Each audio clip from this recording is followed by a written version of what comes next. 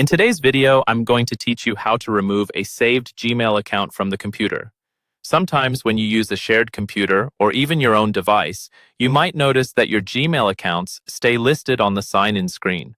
This can be inconvenient, and on shared devices, it can also be a bit of a privacy concern. So, in this video, I'll walk you through how to properly sign out and remove a saved Gmail account so it no longer appears as an option on that computer.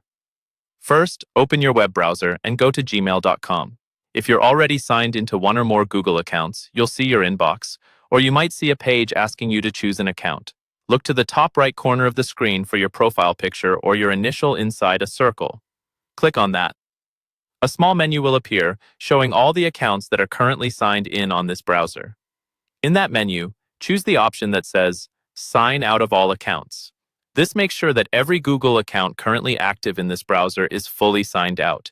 It's important to do this step first, because you can't remove an account from the saved list while it's still signed in. Once you've signed out, you'll be taken back to the main Google sign-in page. Here, you'll see a list of accounts that were previously used on this computer. These are the ones that appear every time you come back to Gmail, even if you've signed out. Now you're going to remove the specific account you don't want to show up anymore. On this sign-in page, look for the account you want to remove. Click on that account and you should see a small minus symbol or remove option next to it. Click that minus symbol.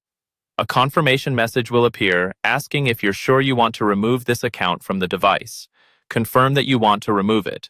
After you do this, that Gmail account will be taken off the list on this computer. It doesn't delete the account itself. It only removes it from being remembered on this particular browser. If you ever need to use it again, you can still sign in by entering the email address and password as usual. Once you're done, you can sign back into the account you want to use, leaving the removed one safely off the list.